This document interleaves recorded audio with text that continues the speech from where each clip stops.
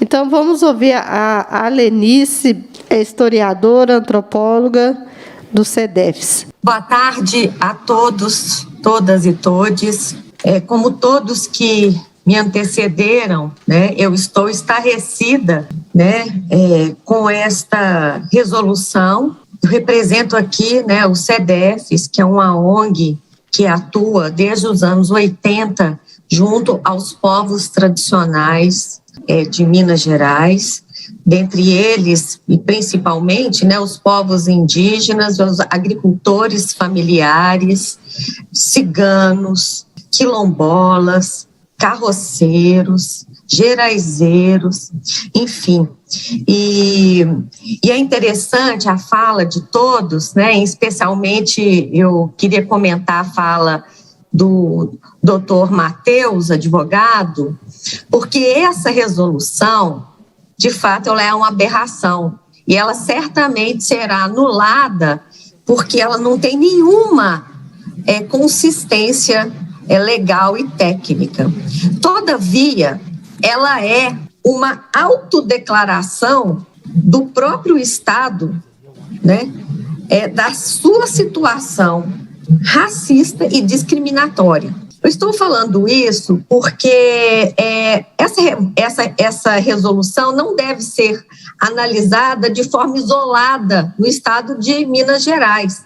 Ela faz parte, não é, de um pacote de destruição e de desmonte das políticas ambientais, culturais, né, e, sobretudo, relacionadas às políticas já constituídas dos povos indígenas,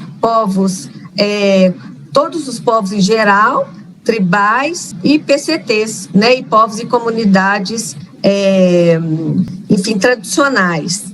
E é interessante a gente pensar no PDL 177, que é justamente, não é, o projeto de decreto legislativo que foi apresentado no ano passado em nível federal, que justamente se propõe, né, a denunciar a Convenção 69 da OIT. Mas, no ano passado, houve um webinário muito interessante com juristas e procuradores, promotores públicos, especialistas em PCTs, em povos e comunidades tradicionais, e foi unânime a avaliação que qualquer tentativa de regularizar, né, a consulta livre, prévia e informada, ela significa retrocesso. Qualquer tentativa de regulamentação e de retrocesso nas políticas internacionais, né, dos povos e comunidades tribais, vai significar algo completamente ilegal e inconstitucional, né, tendo em vista o que já foi colocado, né, o princípio do não retrocesso. O advogado Carlos Frederico Marés, ele colocou algo que foi muito interessante. É possível, sim, claro, propor inovações e melhorias, né, e regulamentação com relação à Convenção 169. Todavia, em hipótese alguma, nada relacionado ao retrocesso, né? E é o que a gente vê. O que a gente vê que o Estado quer fazer, né? Ele quer voltar à tutela, né, do Estado, ao regime de tutela, burlando completamente as conquistas da auto-atribuição. E isso é extremamente grave. Então, eu digo hoje que esse documento da revogação, ele é um documento de demonstração dessa política que pretende destruir os direitos e retirar os direitos, né, dos povos tribais e tradicionais. E eu dou o exemplo que Minas Gerais, aí eu falo pelo CEDEFS, né, durante anos e anos, o nosso trabalho foi, né, de reunir com as comunidades tradicionais, discutir os seus direitos. Muitas delas optam, não é, em não solicitar a certificação, por exemplo. Muitas delas estão numa situação, como algumas indígenas, né, de ressurgência. Esse foi o caso dos Aranã, dos Caxixó, dos Mucurim, né, dos Mongoió, que ressurgiram, que solicitaram, enfim, né, a visita da FUNAI para se realizar o diagnóstico. E da mesma forma eu comento o que o professor Matheus disse. Isso pode ser um processo que demora anos.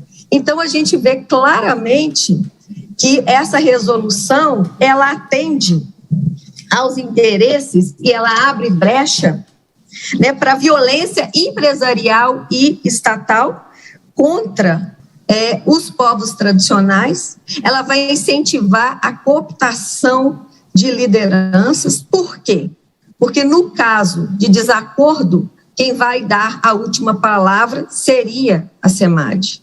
Isso é gravíssimo. Nós temos índices muito absurdos com relação à violência do campo, a luta pela terra, pela água, pelos nossos bens naturais.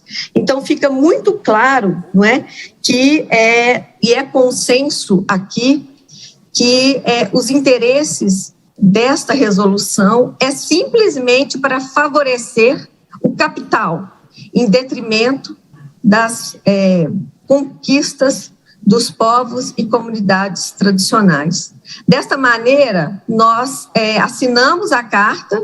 Desde o início, o SEDEFS participou da discussão e da elaboração da carta, apoiamos a nota técnica da Associação Brasileira de Antropologia e solicitamos a anulação dessa resolução, mas que esse documento seja utilizado, né, como uma prova cabal da irresponsabilidade do Estado para com os direitos dos povos e comunidades tradicionais. Obrigada. Obrigada. Só para registrar que acabou de falar, Helenice Baeta, historiadora, antropóloga, arqueóloga do Centro de Documentação Eloy Ferreira da Silva, SEDEFS. Obrigada pela contribuição também.